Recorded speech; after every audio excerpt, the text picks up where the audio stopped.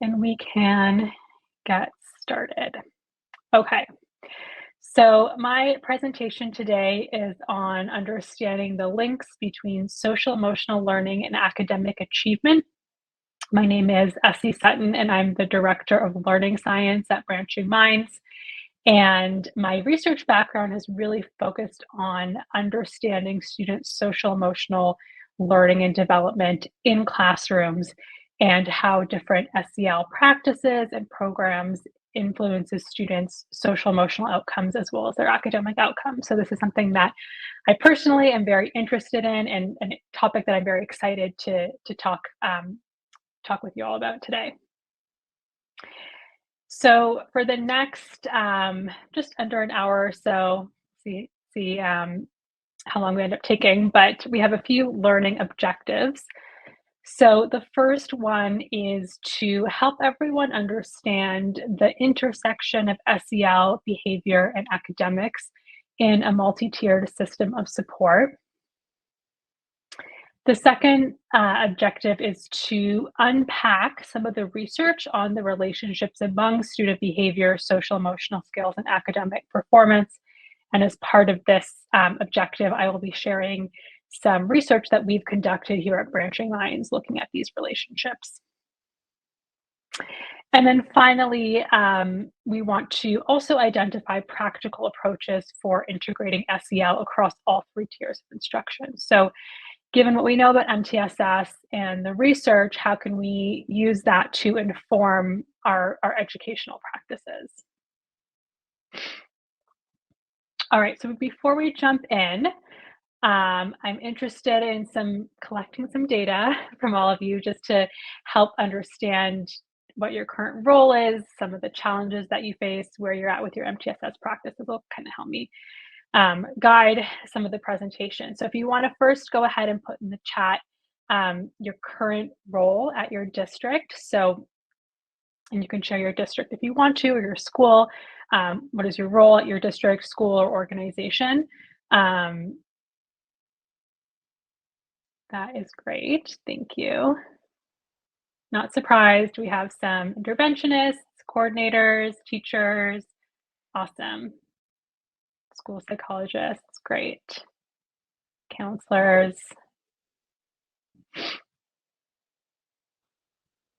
Great. So you can keep putting that in. And then also, if you want to put in the chat, this can be a yes or no answer, but you can also elaborate on it. So, does your school or district include SEL behavior and academics within your multi-tiered system of support? So, if you have an MTSS framework or practice in place, do you include all of these? Okay, lots of yeses.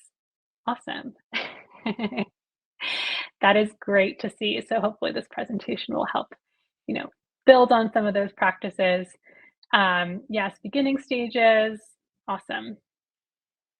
And then finally, what do you currently see as one of your biggest challenges when it comes to this integration of SEL, academics, and behavior in MTSS? So, is there anything that you currently face that makes this integration work difficult, or even getting it off the ground difficult? Later on in the presentation, I'm going to share some of the challenges that we frequently see and what our recommendations are. It's helpful to get a sense of what other folks are seeing in this work. Um, Time crunch, SEL is a roadblock, getting people from different departments on the same page. Okay, yeah, this is helpful to see. I think, yeah, implementation and consistency of implementation of interventions is obviously a big part of that as well. Yeah, so this is very similar to some of the themes that we see in the districts that we work with. Um, so I want to start by just kind of talking a bit more broadly around MTSS and its core components to really set the stage for then talking about this idea of integrating SEL, academics, and behavioral health. So what is a multi-tiered system of supports? It's essentially a systematic framework or approach or systems level approach to supporting students holistically. And in an MTSS model, we are using data, we're collecting data, and we're using that data to inform the level and type of support that students are receiving. And there are a few different kind of core components that go into an MTSS practice. The first one being universal screening. So we want to be kind of consistently, regularly screening students universally to get that kind of first pass or first indicator in terms of, students needing support, where we should be putting more kind of improvement in our tier 1 efforts. All that information and data is coming through that regular universal screening. The second one is having a multi-level prevention system. So we're providing interventions and supports across these different levels with the goal of preventing future or more severe problems. The third one is having progress monitoring. So we traditionally think about progress monitoring as monitoring the progress of individual students over time in response to a specific support or intervention, which is definitely part of it. But we can also think of progress monitoring more broadly. So monitoring the progress that we're making at the school level or the district level in kind of our different efforts and kind of tracking how kind of groups of students as a whole or more in aggregate, how we're improving or where are areas that we need to kind of focus on more over time. And then finally, a really big component of MTSS is data-based decision making. So consistently using data to inform how we make decisions around who needs support, what kind of support they need, what do we need to be improving on, where should we be focusing our professional learning. This is kind of all part of an effective MTSS framework and model. So we also know that effective MTSS is an ongoing practice. So I really like this visual here because it shows how this is something it's cyclical and we are constantly going through these different stages. It's not like we do all the work and it ends, and MTSS is over. It is going consistently through this cycle of, doing our universal screening, implementing our robust core and differentiated instruction, creating student plans for those who need targeted individualized support, monitoring progress, interpreting data to make those adjustments, and then again, doing the universal screening again at the next time point. So really around this ongoing practice of MTSS. We also know that effective MTSS includes all students. So it's not like MTSS is, certain students are receiving MTSS or, these students are in MTSS and these students are not. MTSS is really inclusive of everyone. It includes our tier 1 universal core, which is what we're delivering and providing for all of our students. And it really makes sense because if we think about it, different students might need different levels of support at different points in time throughout their academic career. And we want to make sure that we have a framework and a system that's really in place that's going to support all of our students, no matter what level that they're at. And we also know that effective MTSS addresses students' strengths and needs holistically. And this is the kind of bigger point that I'm going to go into in a lot more detail in this presentation. But we want to think about how academics, behavior, and social emotional skills or competencies really overlap and intersect with each other. And because of that, we need to think about when we're supporting students, we need to be supporting all of these areas. There's an overlap, there is a strong overlap. There might be some students who are, just struggling when it comes to their academic performance. There might be students who are just having issues with behavior, but there might be students who are struggling across multiple areas. And we really need to be building that knowledge into how we go about supporting students because these areas are so kind of strongly tied to each other. So traditionally, when we think of academics, we're thinking of those academic content areas, reading, math, writing, science, social studies, etc. Behavior, things like attendance, pro-social behavior, externalizing or internalizing behaviors, self-regulation, and then, our 5 core SEL skills that we often think about: self-awareness, self-management, social awareness, relationship skills, responsible decision making. And at your school or district, you might have some more things within these circles. There might be some skills that you would categorize differently, but it doesn't really matter as long as we're really thinking about all of these things together when we're designing and implementing our MTSS and supporting students. So that's kind of the main takeaway from this visual here. All right, so jumping into the research. So I would say now it's been probably 2 or 3 decades where we have been conducting research, not me personally, but lots of people conducting research on social emotional learning and how it affects or impacts or is related to academic outcomes. So there's a very large and robust body of research that has looked at this. I, in reviewing the research, have really kind of tried to distill it into 3 main findings or 3 main points that I think are really important. So first off, when we look at the research, we typically and very frequently see that there is a significant moderate correlation among students' behaviors, their social emotional skills, and their academic performance.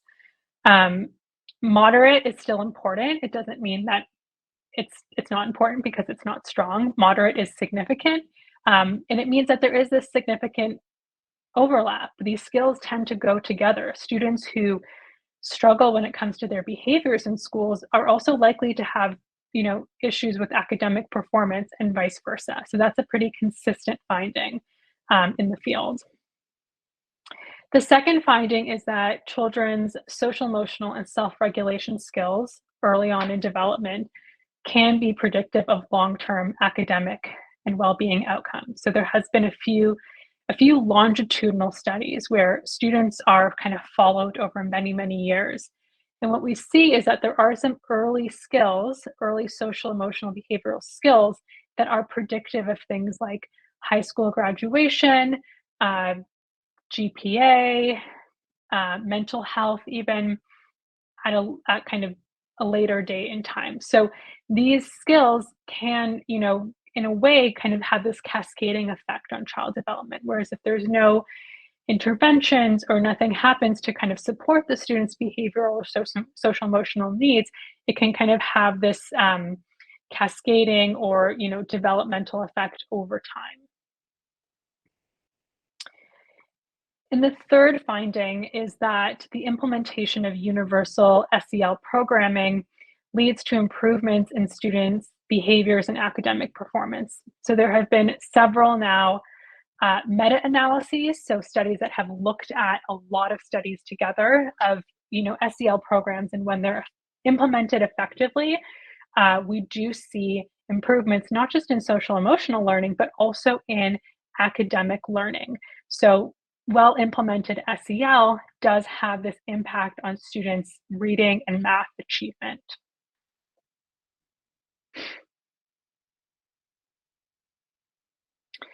So we kind of were interested in seeing, looking at our data, the data that we collect through Branching Minds, to see if our data really matches up with some of the research that's been done, and thinking about it more in this context of an MTSS framework where you have students who are identified as needing support in different areas, and like what are the relationship between those different areas as well as the overlap in student need. So first of all, we wanted to understand the relationship and overlap between universal screening assessments for academics and social emotional skills. And second is we wanted to gain insight into how social emotional learning contributes to academic growth over time. So we have 3 research questions. The first one was, what are the associations between students' social emotional competence and their reading and math performance? The second one is, how much overlap is there in students needing support across social emotional learning and academics? And then finally, does change in social emotional competence contribute to academic growth over time?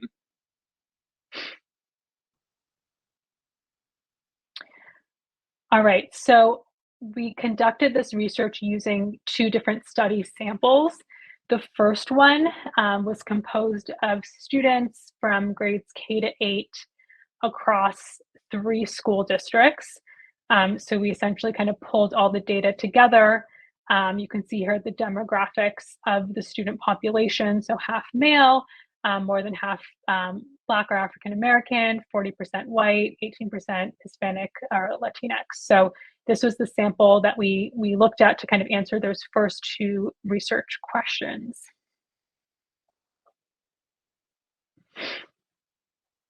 So to measure students' academic achievement, we used the NWA MAP growth assessment, which is a very commonly used academic assessment. It is a strong evidence-based assessment, typically implemented 2 to 3 times across the school year, and it assesses both reading and math skills. And based on the results of those assessments, students are they're given a percentile score, and that percentile corresponds to a different level. So they're performing below the 40th percentile. They're typically identified as being below standards. They're between the 40th and 69th percentile. That's proficient. And then above the 70th percentile is considered advanced. And you can see here, I don't know if we also have it for reading. Do we? No. Okay, so it was very similar across reading and math, and you'll see this is a very consistent trend with all of our findings. But you can see here that within our sample, the majority of students were performing below standards in both reading and math.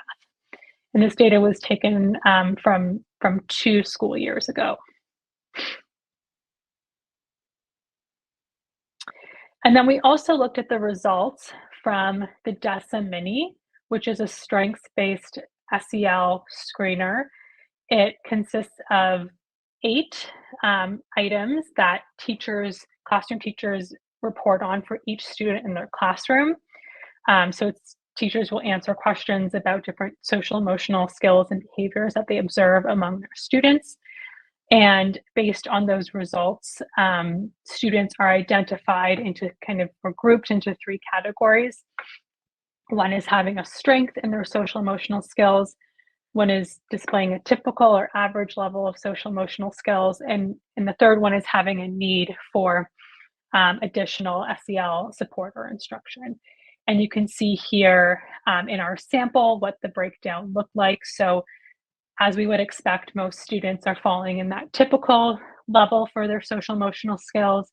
We have around 15% in that need category and around 27% in that strength. And I will say that this breakdown does reflect pretty closely what the DESA reports for their national standards.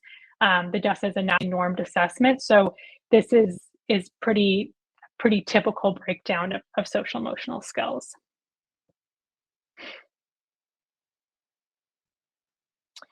All right, so the first thing we looked at was the relation between the DESA mini scores and the NWA MAP performance, both at the same time. So this is data that was collected at the same time, which is during the fall of the school year. And what we see for both reading and math, again, it's very similar, is this positive correlation or positive association, where the students who are kind of in that advanced level for their reading and math scores are also having the highest DESA performance level on average, and those who are in that below standards level are having on average a lower DESA performance score level. So again, this is very kind of consistent in what we would expect to see. And then we looked at those correlations as well, and you can see it's around 0.37 or 0.38, and this is considered a moderate significant correlation. So it's very reassuring that what we're seeing with our data is very aligned with what a lot of the research shows and the relationship between social emotional skills and academic performance. Keeping in mind that it's a teacher report of social emotional skills, and it's a a direct assessment of reading and math skills, which does kind of something important to keep in mind around different biases, but we are using, it's not teacher report and teacher report. It's teacher report um, and a direct assessment. All right, so to answer our next question, we looked at the percent of students by MAP and DESA categories, again, also in the fall. So the goal for this was to look at the overlap in need. So the overlap in students who are needing support across both academics and social emotional learning. And what you can see here, again, is that, of course, we're seeing very similar patterns across reading and math. The left graph is for reading, the right one is for math. But what's important here is that, first of all, we see here that the majority of students who are falling in that need category for the DESA, that need level for the DESA, are also below standards for both reading and math via the NWA MAP assessment. And for those students who are in the strength category, we see a lot more green. So a lot more students who are performing in that advanced level for NWA MAP for both reading and math. So the main takeaway from this, what we see is that over 60% of students identified as needing support using the DESA Mini are also performing below standards in reading and or math. So if you kind of think about now when you're doing those screening assessments at the beginning of the school year, when we are, using an SEL screener, let's say like the DESA Mini, we have to be aware of the fact that a lot of these students who we're flagging are likely to also be struggling with academic performance as well. What does that mean in terms of our MTSS? Well, maybe we need to start thinking about more integrated support plans for our students. And I'm going to talk a bit more about what that looks like towards the end of the presentation, but this evidence is really supporting that, is that, students likely need support across multiple areas, multiple skill areas, multiple domains, and we need to consider that when we're thinking about how we go about supporting our students, not just in Tier 2 and Tier 3, also in Tier 1. But I will break that down a bit more in a few slides. All right, so our second study sample to answer our third research question consisted of a bit of a smaller sample of students. And you can see the demographic information here. This research question is a bit different because we're thinking now about how, social emotional skills is predicting growth. So if we're looking at multiple data points over time, not just at the same time like what we looked at with the previous one, but how does social emotional skills actually predict growth? So we looked at 2 consecutive years of the DESA Mini scores. So they were completed in the fall of the 2022 school year and the fall of the 2023 school year. And then also the NWA MAP has something called a growth index, which for those of you who use NWA MAP, it's a really important thing to look at. But it's essentially telling us how it's a standardized metric of student growth in both reading and math. And we can compare that to see how students are growing in comparison to kind of the national averages of growth.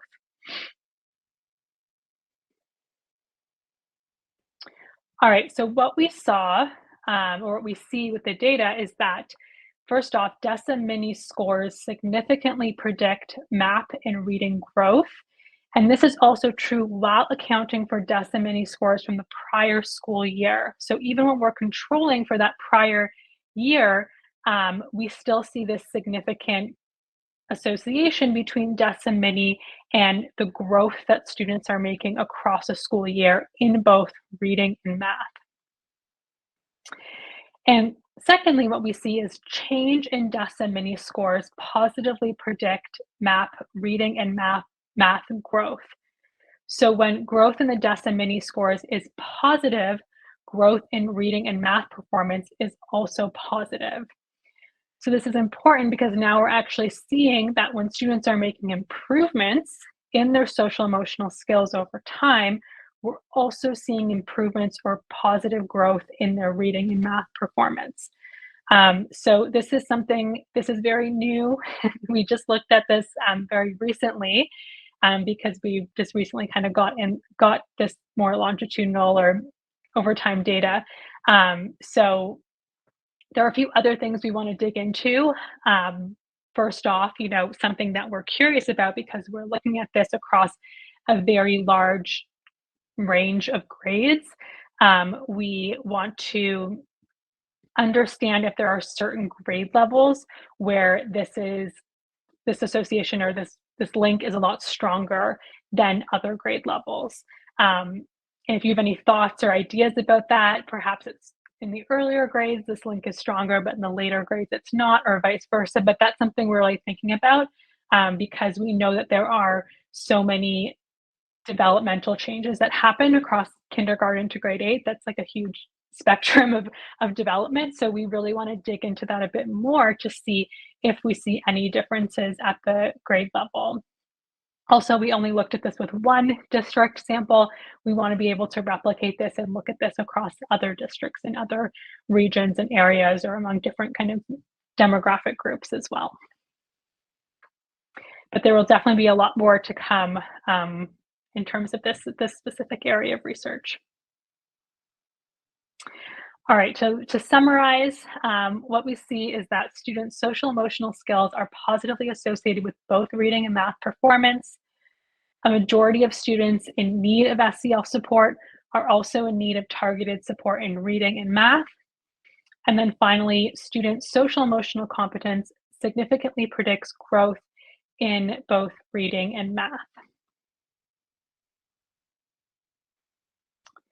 All right, so now into the fun stuff.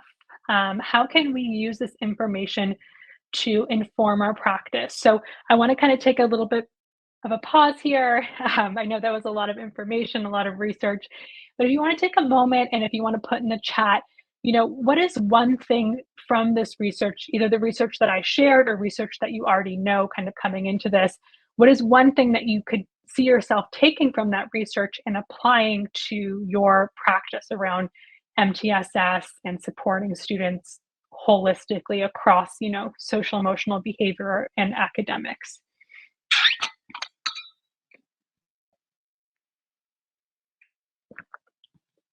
Also needed a bit of a break to get a sip of water. If you have any ideas or anything you want to share, you can put that in the chat. And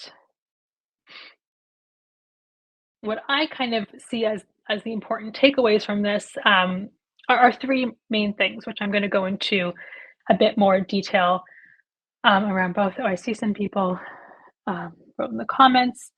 Yeah, it's helpful to share this with teachers to consider students holistically for sure.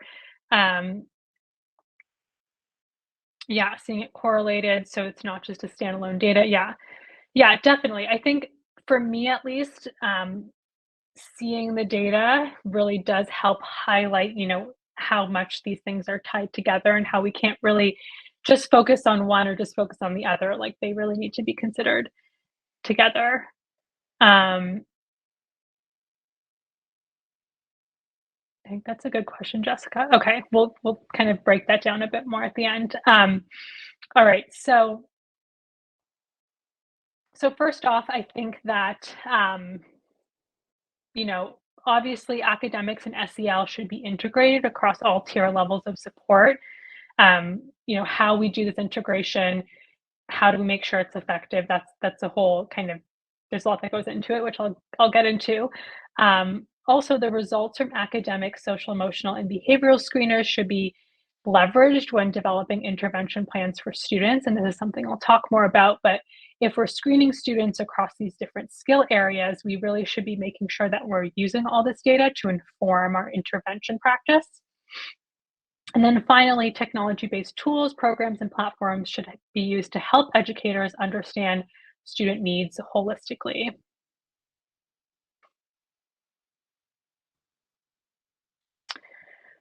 All right, so when it comes to academic and SEL integration, I know I asked this question at the beginning to share common challenges. There are a few challenges that we frequently see when we work with educators. One of those challenges has to do with, we call it, siloed teams, siloed resources. But essentially, in some schools, there's not a lot of kind of interaction or collaboration or communication that happens across these different teams. We have our academic team, we have our behavior team with our behavior specialists, we have our SEL team, and there's not a lot of coordination. Like, everyone's kind of doing their own work and implementing their own programs and interventions, but there's not a lot of interaction going on. So I think that is a very big challenge, because if we're not talking to each other and we're not kind of, you know, bringing together our ideas, we're not going to be able to do that holistic support. The other thing that I often see is this idea that, SEL is for some and behavior support, or SEL is for all and behavior support is for some. So it's true that SEL is a universal approach. It should be implemented universally. It shouldn't be something that's only for certain students. All students need social emotional learning. But the same is really for behavior support as well. If you think about, PBIS and classroom management approaches, and that's something that needs to be at the tier one level as well.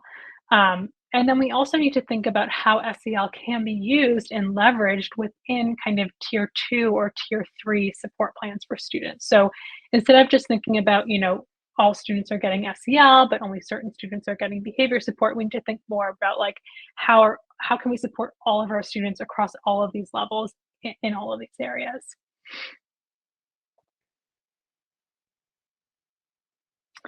And then finally, another challenge that I often see is this over reliance on SEL programs and less focus on SEL practices. And I personally think SEL programs can be really amazing. There are now so many programs; it's hard to keep track of them all. I think there are some that I know about that are absolutely fantastic and have really great lessons and, scaffolded instruction and everything. But I think we need to recognize that a program in and of itself is not going to solve all your problems. Programs need a lot of support. They need to be implemented really effectively. They need to have a lot of ongoing teacher training. So we need to think, first of all, just, what a successful program needs, but then also really think about what are the other things aside from just a program that we can be doing. What are the practices? What are the ways that we can be consistently implementing SEL so that it's a part of the culture, the climate of a school and a classroom? And we're not only just implementing this program during 20 minutes a day, two times a week, or wherever, but it really becomes a much more integrated approach. Yeah, and this one, I find it important because I get questions all the time around SEL programs, like, which one is the best, or which one should we use? And I always say the same thing. There are a lot of really good programs out there, and I think it really comes down to the training and the implementation of the program. That's where you're going to see, and that's where you're going to see effects on students. All right, so recommendations. So my first recommendation is to leverage SEL programs that provide lessons and materials for academic integration.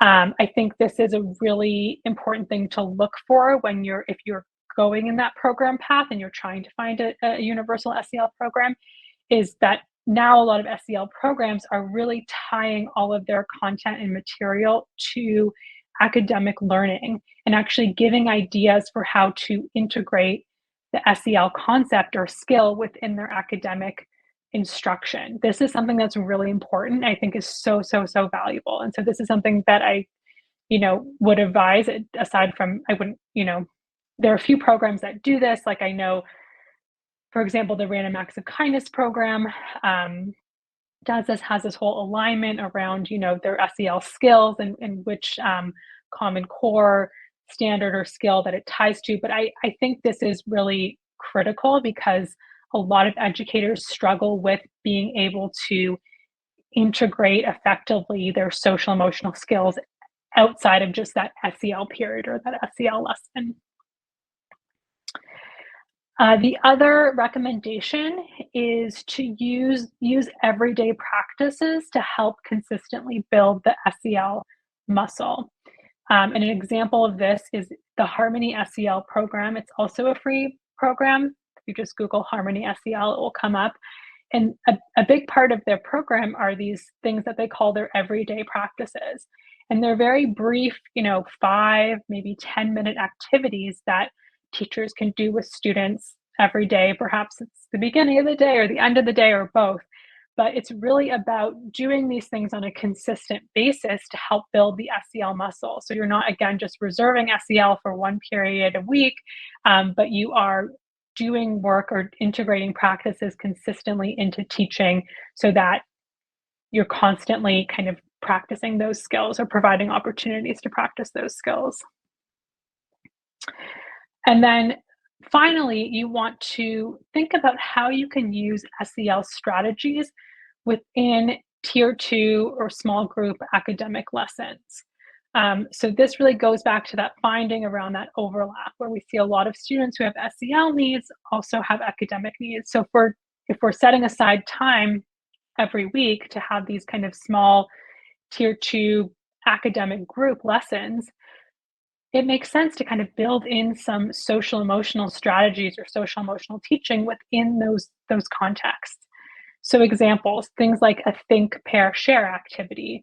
This is a social skill. We are, having students reflect on what they've just learned.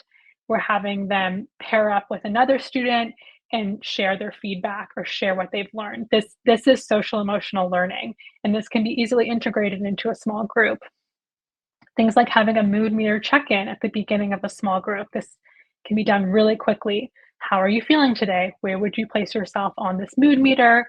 And then checking in at the end of the lesson, but really having students build that self-awareness, the self-awareness muscle. Another strategy is reciprocal teaching, where students are, they're taught something and then they have to, teach it to a peer. Teachers take turns or students take turns being the leader of a lesson and teach something that they've just learned to their peers. This is also a social skill. This is, having students take on the role of a teacher, having to use those social skills to explain, those cooperative skills, relationship skills. So there's all these kind of small things that we can be doing and integrating into these small group settings to help build those social emotional skills. So it's not just about having a separate time of the day or of the week where we're just focused on SEL, but also thinking about little things we can be doing to help integrate social emotional learning and academic learning. All right, so another area is identifying students who need support. What are some of the challenges we see there? So the big one is that schools are, for the most part, still stuck in a traditional referral process. So this is a process where teachers have to wait until student behavior is really problematic to then refer the student to some kind of behavioral support or some kind of disciplinary action. The problem with this is that it's essentially a wait to fail approach. So we're waiting until behavior has become so extreme that the teacher can't even deal with it in the classroom. And at that point, we're making a referral.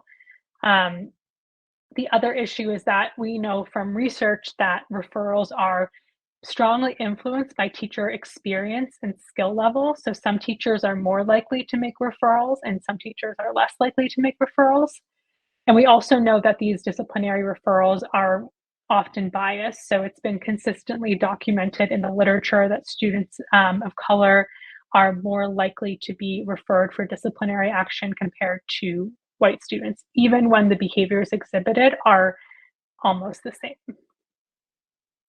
And this is a study that was recently published that was looking at disciplinary referrals and racial gaps in disciplinary referrals.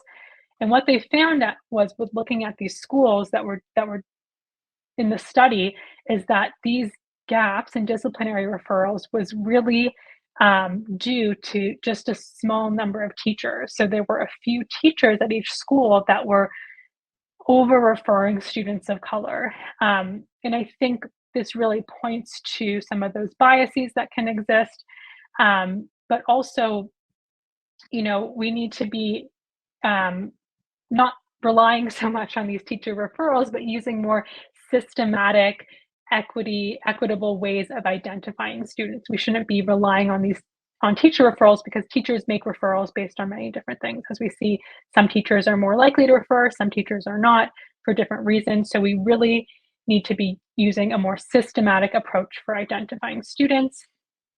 That's why we recommend using universal screening for both social, emotional, and behavioral health screeners that are implemented regularly, where all teachers are thinking about the behaviors of all students in their classroom, not just a few students. And from that, we are identifying students who truly need support, and we're doing it early on, and we're doing it consistently. So I'm not going to get into too much detail. This is a very big topic. Christine is going to share a link to a guide that we recently put together. This is a free guide. It goes into all the details around universal social, emotional, and behavioral screening, how to select assessments, getting staff, teacher, and student family buy-in, reviewing results, and how to leverage data to inform teaching practices. So if this is something that you're interested in, I definitely recommend checking out this guide. It has a lot of useful information. All right, so the last area that I'm going to talk about is understanding student needs holistically. So what are some of the challenges that we see?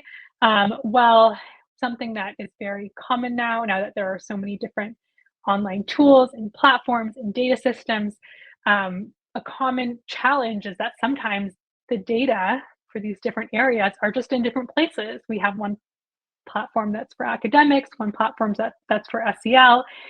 That can be difficult to navigate. Also, sometimes educators don't have access to all the data. They might be able to see certain things, but not other things. So that's something important for us to consider. How do we get all this data in one place? How do we make sure we're using it in a way that's going to benefit our students? So my recommendations here, first of all, is we want to leverage technology tools and platforms that allow educators to see the full picture of each student. We also want to be establishing multidisciplinary teams that include specialists across academics, behavior, and SEL. So kind of breaking down those silos that I put up on the slide before. There should be teams where we have people across different areas that they can come together and really discuss, what kind of plan will benefit the student based on their needs, based on what we're seeing with the data. And then also provide training and professional development opportunities for educators that enhance their skills in understanding and meeting the diverse needs of students. So we want to be investing in professional learning that's really about helping educators, make sense of all these different pieces of data and how they should be brought together, and really building out those systems within schools for how we're going to go about reviewing our data and making sure we're inclusive of things like SEL and social emotional skills and behavioral needs, within those discussions around student support.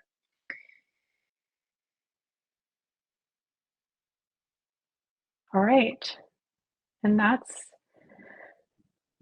all I have. So I'm happy to take the last 15 minutes to answer any questions. If you want to put any comments, anything that kind of stuck out to you during the presentation, I hope this was helpful. I saw a few questions before that I can scroll back to. Yeah, Essie, I added one of, I think it was Jessica's question. Okay. Yeah, Jessica asked the question. I threw it in the Q&A. How do you recommend digging down and identifying which is, or if one need, I believe that is what's saying, is driving the other for specific students? We know we need to address both, or behavioral, social, emotional, and academic needs, but wouldn't it be helpful to identify the stronger influence in that case? So like kind of what do you do first, I think is what she's asking. Yeah, yeah. It can be challenging to really understand what is the driver, what is the underlying issue, because what we know is that, just taking the example of like behavior and academics, so students who have kind of behavioral problems, let's say there's like a self-regulation issue and they're having a lot of trouble paying attention and focusing in class, that can obviously affect their academic performance. But at the same time, students who are not being engaged academically at and they're, not performing well over time, that can also affect their behavior. They can become more disengaged. So I think it can be really difficult. I think, collecting this data over time can kind of give us some insight into what is causing what. So for example, if we're collecting behavior and social emotional academic data over, let's say, a few years, what we can do is we can look back and see if there was anything that was like, changing first. That can sometimes give us an indication, like, the student was doing really well academically, but then something happened behaviorally. But at the same time, um, I think we think it can be easier to just address one thing, but it's really hard to realistically do that in school settings because all these things are happening together at the same time, anyways. So I really think we need to kind of shift our mindset from just focusing on one thing to around like how do we integrate these practices. And I don't think it can be as complicated as we think. Just because we're now targeting behavior and academics doesn't necessarily mean we're doing more. It's just a different way that we're going about doing it. It's a different mindset and it's a different way of teaching where, behavior and engagement and providing different, opportunities for even for students to take a break. That's like a very simple classroom strategy or intervention, but that's a really important behavioral intervention as well. So I think it's a shift around thinking about like how we teach and being able to do this work in more integrated ways. Yeah, what I hear you saying is, or what I was thinking about when you were sharing was instead of having your behavior team talking about the behavior and then your PLC or your grade level team talking about the academics, if you're having those conversations in the same place, you're going to be able to build a more integrated plan naturally, as opposed to just living in those silos where, the student support team is responsible for behavior and the classroom teachers are responsible for academics. That if you're having that conversation in the first place in one room or using stronger collaboration tools, you are a lot more effortlessly going to be able to build an integrated plan. Yeah, yeah, for sure. And let's say we even know that a student's academic performance is because of something that's going on behaviorally. We still need to address the academics, because students, they still need to be caught up. They still need to be provided that academic support, even if the underlying issue is behavior. Just addressing the behavior will not kind of fix all those academic problems automatically. They still do need, the academic as well. Mhm. Wendy just wrote a question in the chat asking, what suggestions do you have for implementing universal screening tools that are teacher measures, like the DESA, so a teacher-facing tool, when teachers don't know the students? For example, my middle school students see 7 teachers a day. Who fills out the screener? And giving it at the beginning of the year can be challenging for the same reason. Yeah, this is something we hear from a lot of our partners that use the DESA around, how it particularly like how do we implement it effectively at middle and high school when it is a teacher reported assessment. So the recommendation is that if there is a teacher that is spending more time with the student, so if there's like a homeroom teacher or a core teacher or even like an advisory teacher that's spending that extra time with students, we would ideally want that teacher to be the one that's completing the DESA.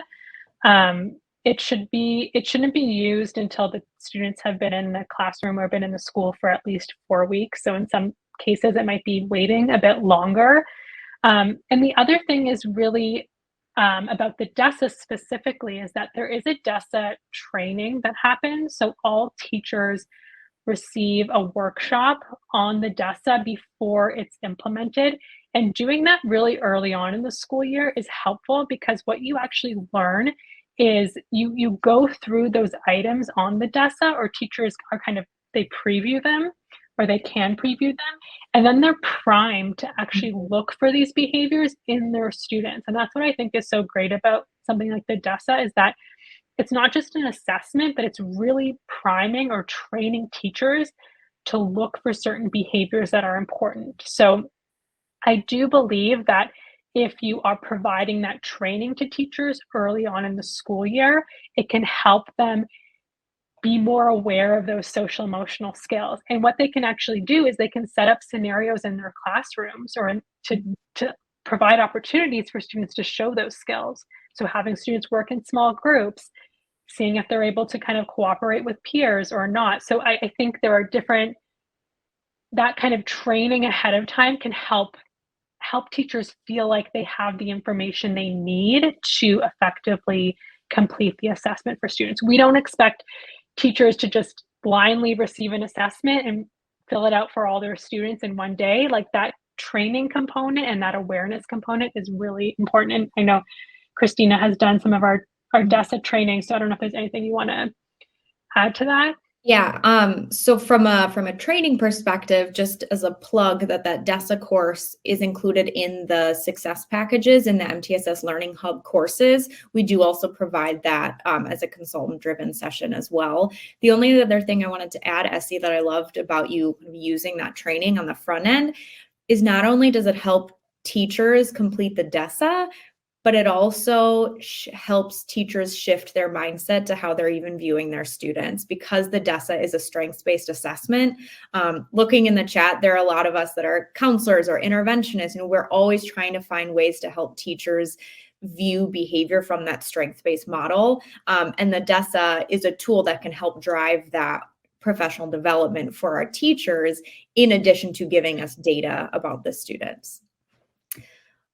Looking at some of these other questions here, Carmen was asking, if you give the DESA universally at the beginning of the school year during Q1, should you give it again during Q4? Yes, so the DESA is recommended to be done universally at least 2 times during the school year. So typically what we see is that it's done in the beginning of the school year after the students have been there for at least 4 weeks. And I'm not sure when your Q4 is. I'm assuming that's the end of the school year.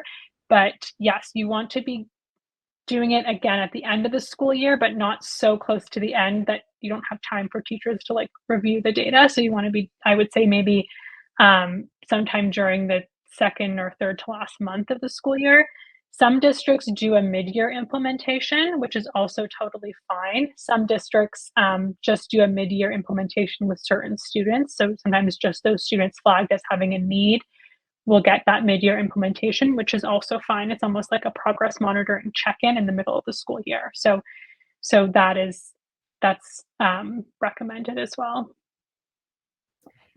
Essie, really good question. Probably our last question. We have about 4 minutes left. Are there any best practices for reducing teacher bias in these assessments?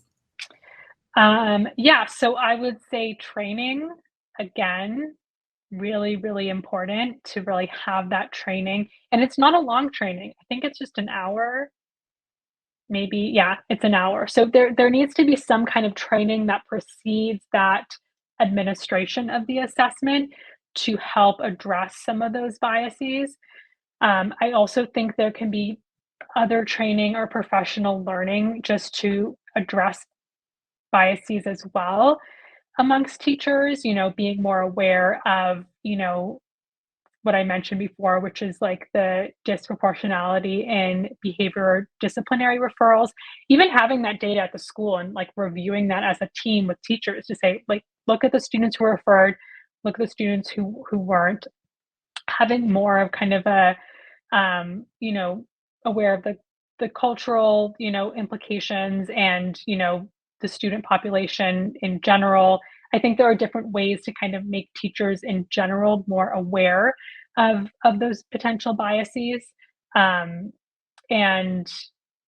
Yeah, I don't know, Christina, if you have anything to add to that. I mean, it can be the case in some districts where the DESA is implemented, and we do see that a lot more students of color and also male students are often, identified as needing support. So it's important to be aware of that going into the administration.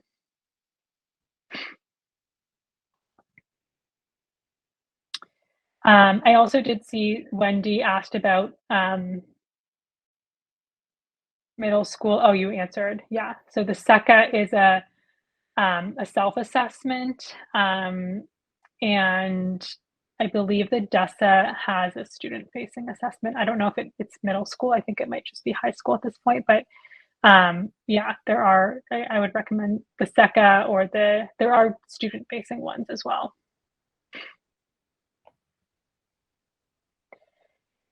Any other questions?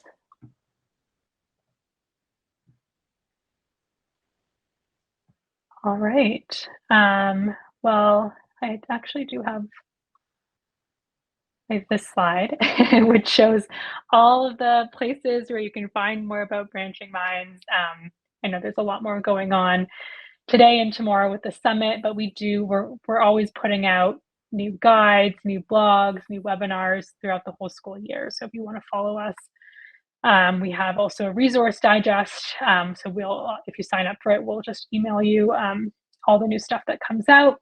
We have an amazing podcast, which is great if you're into podcasts. Yeah, so we're on all kind of social platforms. I have my email here in case you want to reach out, ask a question. You're more than welcome to.